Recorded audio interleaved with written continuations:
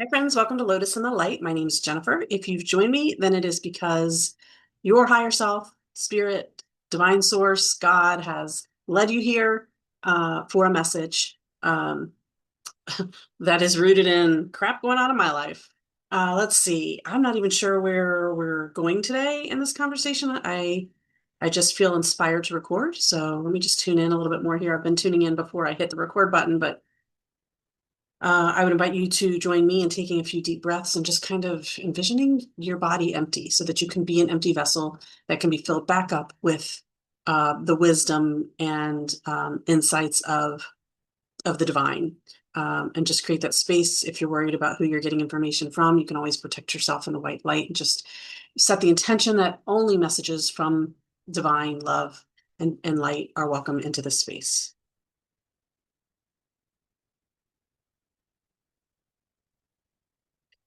So I feel like I'm supposed to talk about social media. Here we are on social media.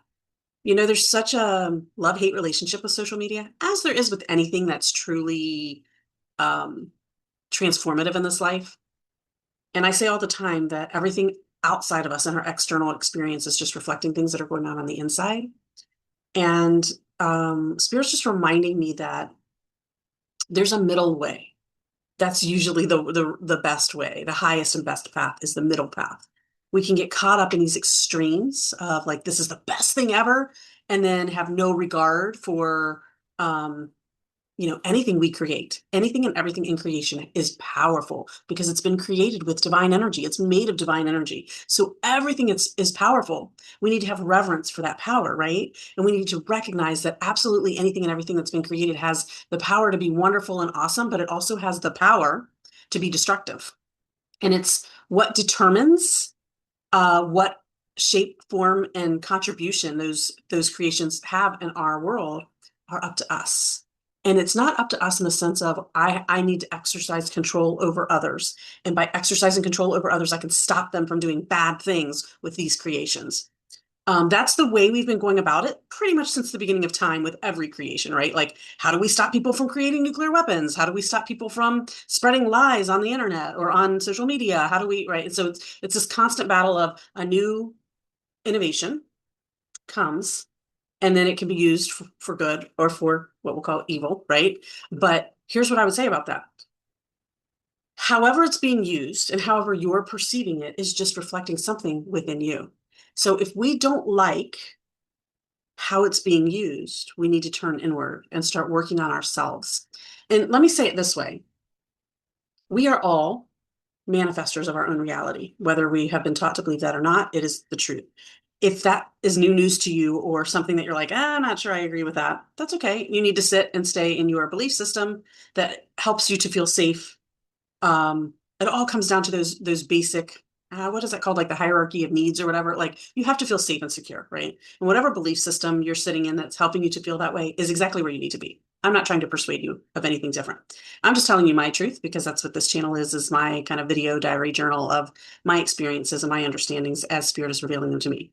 So my truth, and I will say this, my truth is not necessarily the truth. That's the problem that we all get caught up in is that we are convinced that we have to be right and we have to figure out what is right and we have to tell everybody else what is right. And we need to move away from this whole right wrong thing because that requires judgment that we are not equipped to apply. Okay. So let's just remove judgment for a minute. Remove the idea of right and wrong. Remove the idea of an absolute truth. I'm not saying there isn't an absolute truth.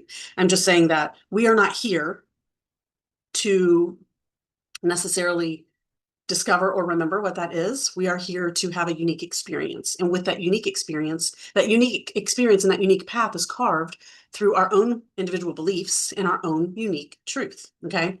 So I feel like I've kind of lost my way. So I don't know where I was supposed to be going with this, but I'm just going to follow whatever the new, see, this is it, right? We just choose a path, right? We choose a path. There's no right or wrong. I don't know where I was headed with it, but this is where I'm going to go now and we'll see where it takes us. So it is our truth. It is my truth that we are creators of our own reality. Spirit is really welling up in me right now. So I think I'm on a good path. um, we are creators of our own reality. whether we believe it or not. And so many of us, most of us, are creating our reality unintentionally. It's just happening. We don't realize that whatever our energetic frequency is what we're attracting to us. And so because of that, like life feels like it's happening to us instead of for us. And therefore, all the creations in life often feel like they're being used against us or somehow to hurt us because we just haven't figured out how to be in relationship with those things, in a healthy relationship with those things. So again, it's all a reflection of what's going on in here. Now, here's the interesting thing. There's a collective consciousness. So you have your own unique individual vibration, your own, built on your own unique individual belief systems about anything and everything. Okay. And it is unique to you, but you are a vibrational match for other ideas, other relationships, other things in your life, right? And that's what you keep attracting to you. Um, and what I will say is, though many of those that have figured out how to manifest intention with intention don't necessarily have the global society's good in mind. And I don't mean to say that they're bad or they're evil. I mean, evil might be a good term, but not in the way that you've been taught to understand it. So evil is just death. It's just dead. It's just not living in the fullness of love. Okay. Um, and certainly anytime we are operating from a place of fear or operating from a place of the further we get from our authentic self, the further we get from our soul, the further we are moving away from pure and perfect love. And we find ourselves in this space where we think we're competing. We think everything is finite and limited, and we have to get our own and not give concern for anyone else. Okay. When we operate from that place, and a lot of the manifestors, those who know really how to manifest, they know that resources are not limited. And that's why they keep manifesting more resources, right? They figured it out, but they figured it out for purposes that are rooted in perhaps low vibrational energy. So rooted in the idea of being in power, being in control, and these ideas that aren't really aligned with who they are authentically at the soul level, aren't aligned with perfect love. So what do we do about that? Well, first of all, give thanks, because again, I come back to, they're not bad. This isn't bad. This is happening for our growth and our learning. And so they're having that experience because that's the experience they chose. And we're having, if we're seeing any negative effects of that experience, then we're having that experience along with them for our own growth and learning. And once we learn and shed whatever limiting beliefs are associated with that, then that must either grow along with us or fall away. So we see a lot of disruption going on in the world today because our energetic frequency is raising as a collective.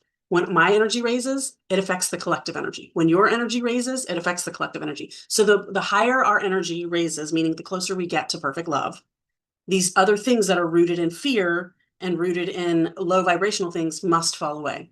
So when we bring this back to the idea of social media, as with anything, we can see ways that this can be used for good. We can see ways that this can be used for, again, I hate to apply good and bad because that really doesn't exist, but we can see the ways that these can be used to help us learn through love. I'm going to say it this way. Thank you, Spirit. It can be used to help us learn through love or help us learn through suffering. And suffering is the path that we take when we go through fear. We feel comfortable there most of the time because it feels known. We and our ancestors have lived in survival mode, operating from a place of fear for so long, it has become our comfort zone. And now anything outside of fear often creates even more fear. It's like, I don't want to go there. This feels comfortable. Feeling like I need to be in control. Control is a mechanism of fear, right? And all control just creates a resistance to where God is guiding you. So with regards to social media, one of the big challenges that we face is that people perceive social media as this landscape where just lies upon lies upon lies are being told and believed. Here's the misconception about that. It's not, social media is just reflecting what's going on in here. So it's not reflecting lies. It's reflecting individual truths. It's reflecting what I believe when I post. It's reflecting what you believe when you post. And yes, there could be people out there that are saying things that within our reality as it is today are not true in the sense that this didn't happen, or they're saying this person is this or did this or whatever, and that isn't the reality.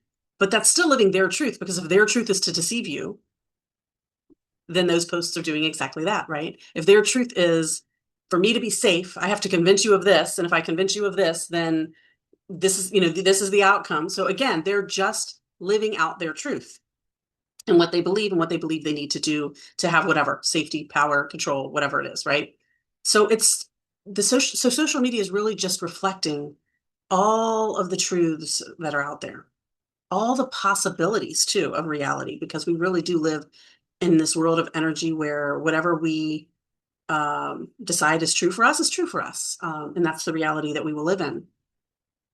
So when we stop fearing other people's realities and just start keeping our eyes on our own paper, focusing on the truth that brings us our highest joy, what gets our attention? Our attention is our affection. What gets our attention is our way of showing our love to that and our commitment to that.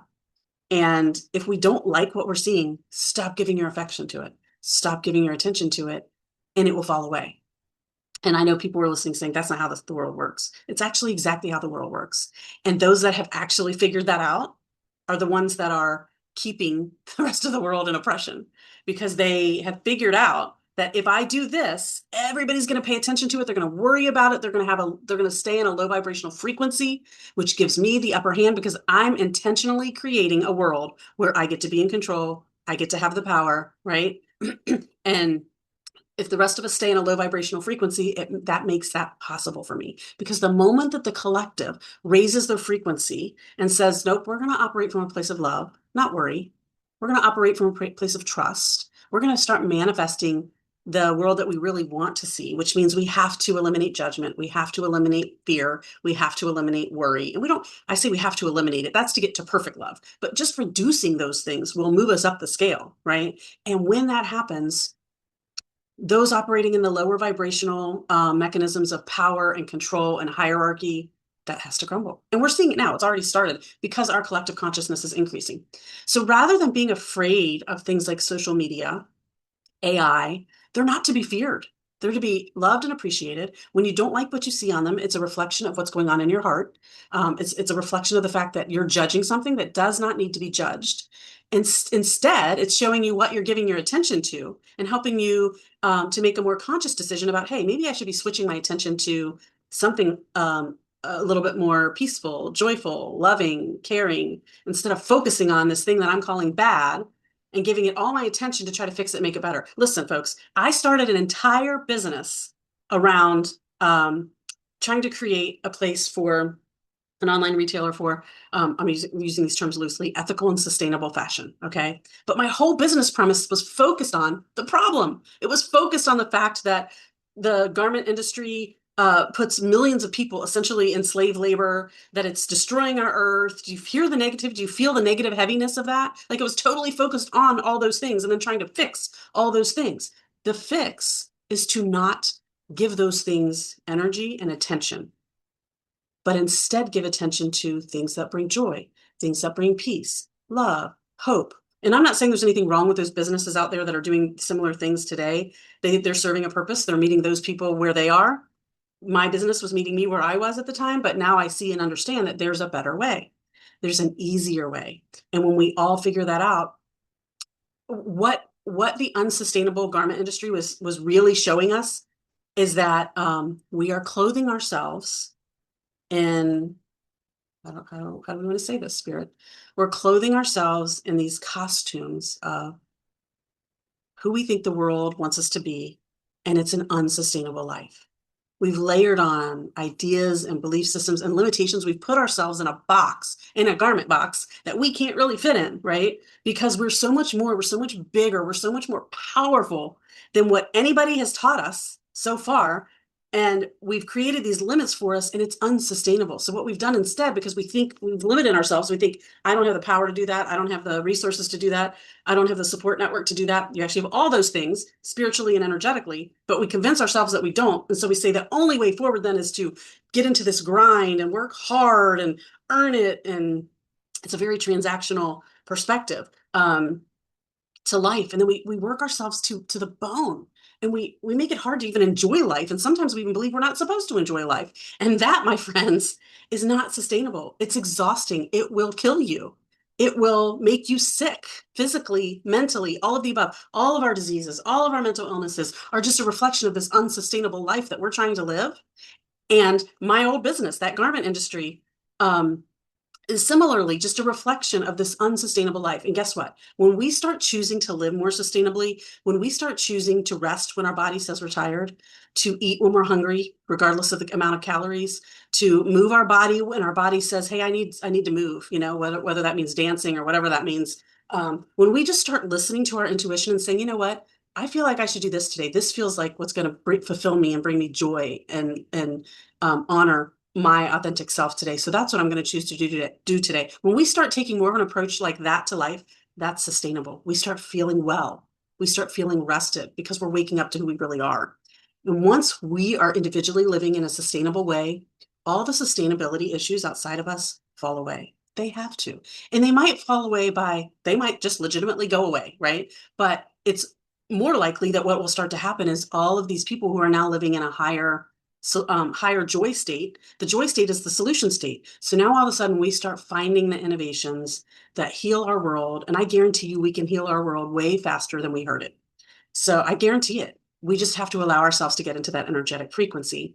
And we can't allow the existing innovations in the world to, well, they're doing their job. We're allowing it to reflect back to us. We just don't understand that's what it's doing. Instead, we see it, we say, "This is a bad thing we need to fix." Instead of saying, "Oh, this is showing me something within me that I can heal, that I can work on and change, so that I'm in better alignment with who I truly am at the soul level." That's all that negative feeling is doing, is showing me how I'm out of alignment with me. Okay. Boy, I don't know if any of this message made sense, but I'm going to leave it right there. Do we want to close with a card? I don't know. Maybe. Maybe a spirit animal oracle.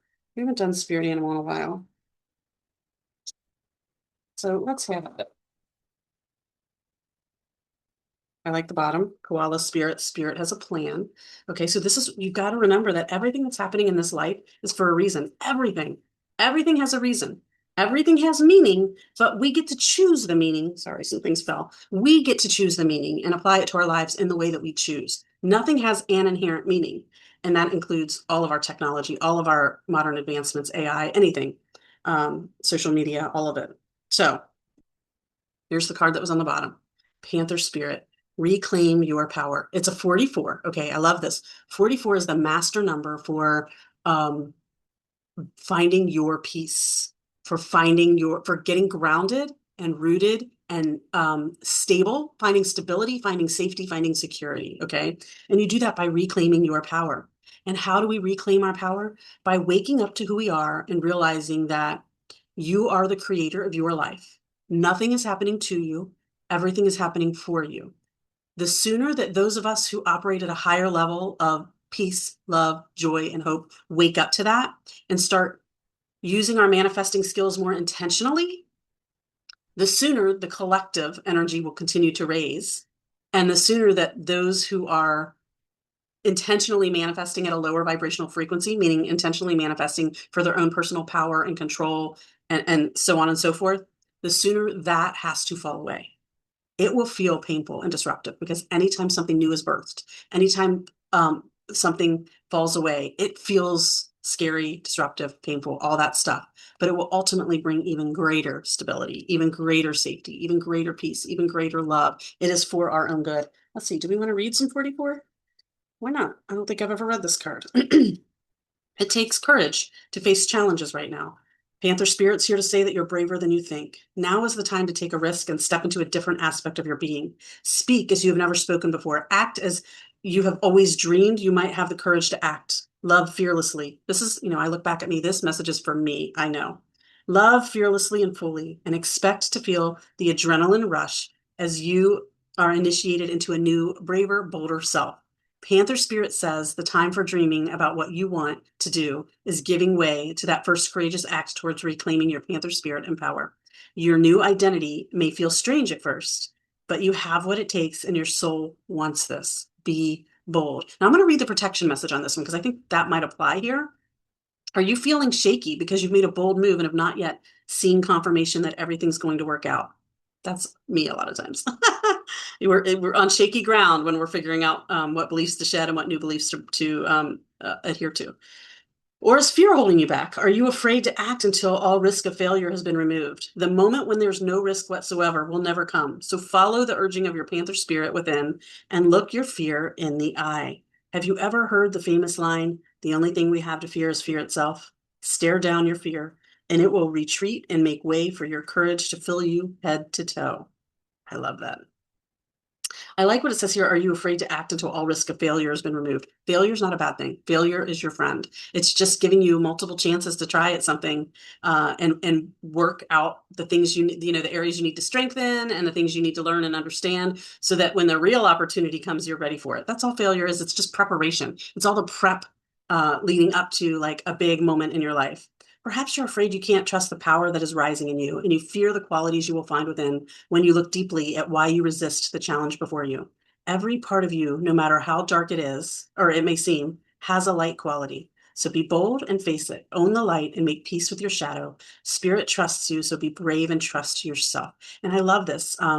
Every part of you, no matter how dark it may seem, has a light quality. That's what social media is. It's just reflecting back to you.